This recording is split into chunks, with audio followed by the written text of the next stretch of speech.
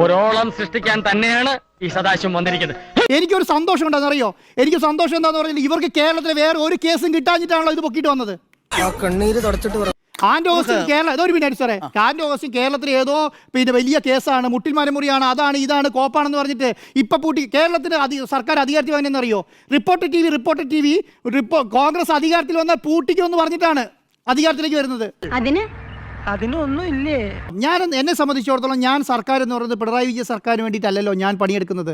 ആണോ? ഞാൻ പിണറായി വിജയൻ സർക്കാരിന് വേണ്ടിയിട്ടല്ല. ഒരു ദിവസം മാധ്യമ സ്ഥാപനം നടത്തിക്കൊണ്ട് പോവുകയാണെങ്കിൽ 10 ദിവസം മാധ്യമ സ്ഥാപനം നടത്തി വൃത്തിയായി, മനസ്സിലായോ? ഈ പറഞ്ഞ പക്ഷപാതം ഇല്ലാതെ വൃത്തിയായി വാർത്ത കൊടുത്തോട്ട് പോകും എന്നുള്ള ബോധ്യത്തോടു കൂടി തന്നെയാണ് ഇവിടെ ഇരിക്കുന്നത്. ഈശ്വര, ഇവിടെ ആരുമില്ലല്ലോ ഇതൊന്ന് പറഞ്ഞു ചിരിക്കാനായിട്ട്.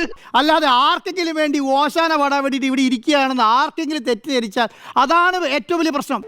നിനക്കതൊക്കെ എങ്ങനെയാ സാധിക്കുന്നത്? ഞാൻ ഒരു കാര്യം ഉറപ്പിച്ച് പറയാം, VD സതീശൻ എന്നുള്ളതല്ല, കേരളത്തിലെ മുഖ്യമന്ത്രി എന്നുള്ളതല്ല, കേരളത്തിലെ UDF എന്നുള്ളതല്ല, കേരളത്തിലെ പിണറായി വിജയൻ എന്നുള്ളതല്ല, കേരളത്തിലെ കോൺഗ്രസ് എന്നുള്ള BJP എന്നുള്ള നിലയ്ക്കല്ല ഒരാൾക്ക് വേണ്ടിയിട്ടും ഇവിടെ ഓശാന പാടാൻ ഉദ്ദേശിച്ചിട്ടില്ല എന്നുള്ളത് മാത്രമല്ല, നിങ്ങൾ അത് പറഞ്ഞ് ഇവിടെ സമീപിക്കും വേണ്ട.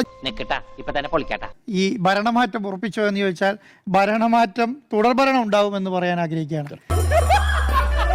കാരണം തുടർഭരണത്തിനുള്ള എല്ലാ സാഹചര്യവും ഈ ഇന്നലെ കണ്ട എക്സിറ്റ് പോളുകളിൽ ഞാൻ കൃത്യമായി വീക്ഷിക്കുന്നുണ്ട്.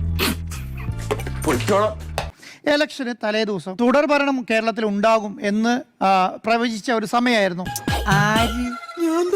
വോട്ട് ചെയ്ത് കഴിഞ്ഞ് ഒരു 10 ദിവസം കഴിയുമ്പോൾ കേരളത്തിലെ ട്രെൻഡ് അങ്ങ് മാറുകയാണ്.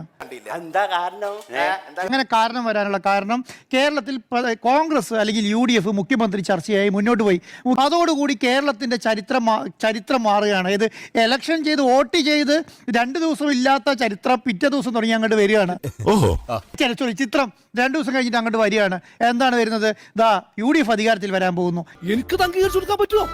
എല്ലാം ഈ ട്രെൻഡിന്റെ ഭാഗമായി UDF എവിടെ മുഖ്യമന്ത്രി ചർച്ച നടത്തിക്കൊണ്ടിരിക്കുകയാണ്. അപ്പോൾ വന്നിട്ട് മുഖ്യമന്ത്രി UDFന് അധികാരം കിട്ടില്ല എന്ന് പറഞ്ഞാൽ എന്തായിരിക്കും അവസ്ഥ? ഇപ്പൊ നിനക്ക് കാര്യങ്ങൾ മനസ്സിലായില്ലേ? ആരാണ് എക്സിറ്റ് പോൾ നടത്തുന്നത്? കേരളത്തിലെ മാധ്യമങ്ങളല്ലേ? പിന്നെ ഡൽഹിയിലും ബോംബെയിലും ഹരിയാനയിലും ഗുജറാത്തിലും ഇരിക്കുന്ന ആൾക്കാരാണ് എക്സിറ്റ് പോൾ നടത്തുന്നത്. അതുകൊണ്ട് അതിനകത്ത് TVക്ക് അധികാരത്തിൽ വരുന്നു. പിന്നെ ബംഗാളിൽ മമതാ ബാനർജി അധികാരത്തിൽ വരത്തില്ല, അവിടെ നരേന്ദ്രമോദിയാണ് അധികാരത്തിൽ വരുന്നതെന്ന് പറയുന്നു. അതും വലിയ മാർജിനിൽ വരുന്നു എന്ന് പറയുന്നു. ഇതൊക്കെ നമ്മൾ വിശ്വസിച്ചിട്ട് ഇവിടെ കേരളത്തിൽ UDF അധികാരത്തിൽ വരണം എന്ന് പറഞ്ഞാൽ അത് വിശ്വസിക്കാൻ തൽക്കാലം സൗകര്യമില്ല എന്നുള്ളതാണ് ഏറ്റവും പ്രധാനപ്പെട്ട കാര്യം. ആരെങ്കിലും എന്തെങ്കിലും പറയുന്നത് കേട്ടിട്ട് അത് വിശ്വസിച്ചിട്ട് ഇതാണ് കേരളത്തിൽ നടക്കാൻ പോകുന്നതെന്നും ഇതാണ് കേരളത്തിലെ അവസ്ഥ എന്ന് പറഞ്ഞിട്ട് എനിക്ക് വന്ന സസ്പെൻഷൻ ഓർഡർ മേശപ്പുറത്തിരുന്നോട്ടെ, അടുത്ത സർക്കാർ വരുമ്പോൾ അത് ഞാൻ പോക്കറ്റിൽ കുത്തിക്കൊണ്ട് നടക്കും എന്ന് പറയുന്നത് കേട്ട് വിശ്വസിച്ചിട്ട് ഇതാണ് കേരളത്തിൽ നടക്കാൻ പോകുന്നതെന്ന് പറയുന്നത് കേൾക്കാൻ ഒരു ഉദ്ദേശമില്ല. അല്ല പിന്നെ LDFന് കോഴിക്കോട് 7 സീറ്റ് കിട്ടിയാൽ തന്നെ ഭരണ തുടർച്ചയുണ്ടാവും എന്നുള്ളതാണ്.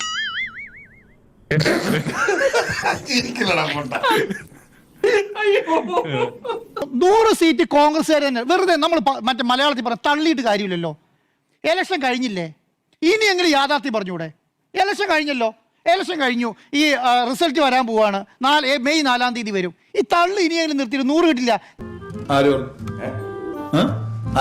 ഒരു മിനിറ്റ് വേണം. ഞങ്ങളുടെ കണക്ക് പ്രകാരം 80, 75, 78 ഒരു യഥാർത്ഥ കണക്ക് പറഞ്ഞൂടെ? ഈ പിന്നെ എന്താണ് വയനാട്ടിൽ ഫണ്ട് കെട്ടിയ കണക്കുകൾ പറഞ്ഞ പറഞ്ഞിട്ട് കാര്യമില്ലല്ലോ.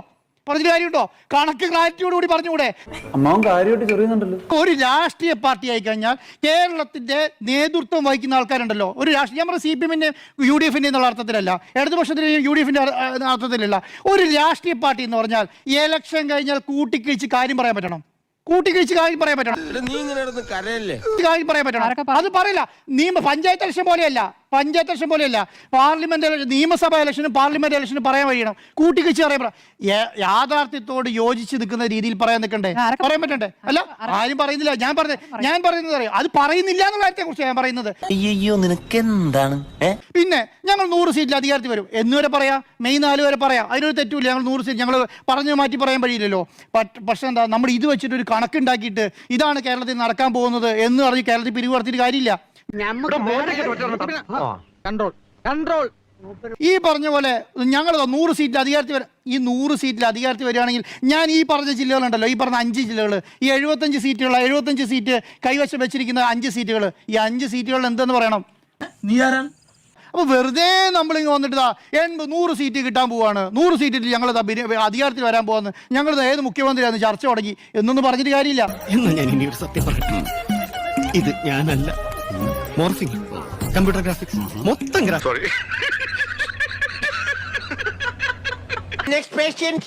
ഭരണവിരുദ്ധ വികാരമില്ല എന്നുള്ളതിന്റെ സൂചനയാണ് ആക്സിസ് മൈ ഇന്ത്യ ഒഴിച്ചു നിർത്തിയുള്ള ബാക്കി എല്ലാ സർവേകളിലും പറയുന്നത്. ആണോ? അതുകൊണ്ടാണ് LDFന്റെ മുഖ്യമന്ത്രി ആരാകണമെന്ന ചോദ്യത്തിൽ 33% ആളുകൾ പിന്തുണയ്ക്കുന്നത് പിണറായി വിജയനെയാണ് എന്ന് പറയുന്നത്. അതുകൊണ്ടാണ് ശക്തമായ ഭരണവിരുദ്ധ വികാരമുണ്ടെങ്കിൽ പാർട്ടിക്കുള്ളിൽ നിന്ന് തന്നെ മുഖ്യമന്ത്രിക്കെതിരെ വികാരം ഉണ്ടാവണമെന്നേ, അത് ഉണ്ടായിട്ടില്ല എന്നുള്ളതാണ്. എന്തോ എങ്ങനെ അപ്പോൾ ഈ 2 കാരണങ്ങൾ അവിടെ നിൽക്കുന്നു. അപ്പോൾ പിന്നെ എന്താ സാധ്യതയുള്ളത്? ഞാൻ ഇന്നലെ പറഞ്ഞതുപോലെ ഒരു തുടർഭരണ മടുപ്പ്, ഞാൻ അങ്ങനെ ആ വാക്കിനെ വിശേഷിപ്പിക്കുക, ഒരു തുടർഭരണ മടുപ്പാണ് യഥാർത്ഥത്തിൽ ഉണ്ടായിട്ടുള്ളതെങ്കിൽ ഒരു തുടർഭരണ മടുപ്പ് ഇത്രയും അധികം വോട്ടുകളെ നിങ്ങൾക്ക് മാറ്റാൻ കഴിയില്ല. അത് ശരി. ജനപ്രിയ MLA-മാരെ ഒരു തുടർഭരണ മരവിപ്പിന് അല്ലെങ്കിൽ ഒരു തുടർഭരണ മടുപ്പിന് മാറ്റാൻ കഴിയില്ല. ആഞ്ഞടിച്ച ജനരോഷത്തിൽ 13 മന്ത്രിമാരാണ് പരാജയം ഏറ്റുവാങ്ങിയത്. ഞാൻ ഇപ്പോഴും 76 സീറ്റുകൾ മിനിമം LDFന് കിട്ടാനുള്ള സാധ്യതയുണ്ട് എന്നുള്ളത് തന്നെയാണ് എന്റെ വിശ്വാസം.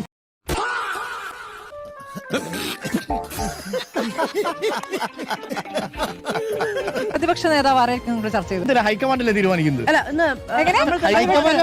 പ്രതിപക്ഷ നേതാവ് പിന്നെ ആരും തീരുമാനിക്കുക? പ്രതിപക്ഷ നേതാവിനെ എങ്ങനെയാ? രമേശ് ചെന്നിത്തലയല്ലോ തീരുമാനിച്ചത്. അല്ല,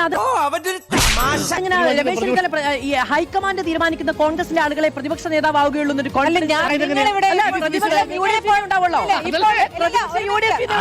ഹൈക്കമാൻഡ് ഉള്ളത് കോൺഗ്രസിനല്ലേ? നീ അങ്ങ് ഉണ്ടാക്കല്ലേ. തുടർ ഭരണം ഉണ്ടാകില്ല എന്ന് പറയുമ്പോൾ LDFൽ നിന്ന് ആരാണ് പ്രതിപക്ഷ നേതാവ്? അതേ എക്സിറ്റ് പോൾ ഫലങ്ങൾ തമിഴ്നാട്ടിൽ വിജയ് മുഖ്യമന്ത്രി ആവുന്ന ഓർമ്മ എനിക്കത് വിശ്വാസം ഇല്ലെന്ന് ഞാൻ പറഞ്ഞു. ഓഹോ, പക്ഷെ അതേ എക്സിറ്റ് പോൾ ഫലം കേരളത്തിലെ മുഖ്യമന്ത്രി പിണറായി വിജയനാണെന്ന് പറയുമ്പോൾ വിശ്വാസമുണ്ട്. 60 നിങ്ങൾക്ക് അങ്ങനെ തോന്നുന്നുണ്ടോ?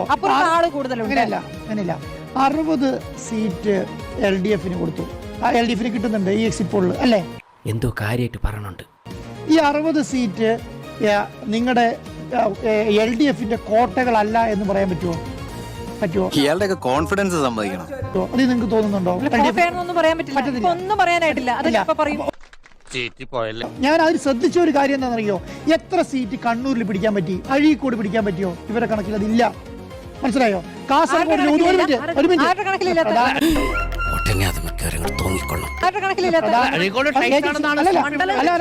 നിങ്ങൾ മണ്ഡലങ്ങളിൽ അതെ കാസർഗോഡ് നിങ്ങൾക്ക് ഉദുമ പിടിക്കാൻ പറ്റുന്നുണ്ടോ? അതാണ് എന്റെ പ്രധാനപ്പെട്ട കാര്യം.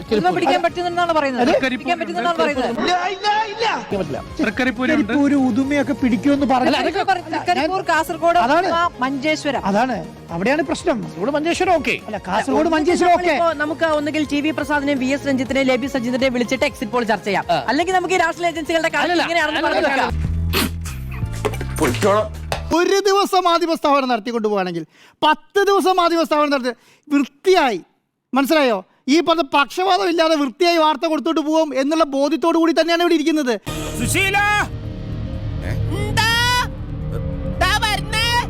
എല്ലാരും വിളിച്ചു. തൽക്കാലം ഇത്രയും മതി. വരട്ടെ.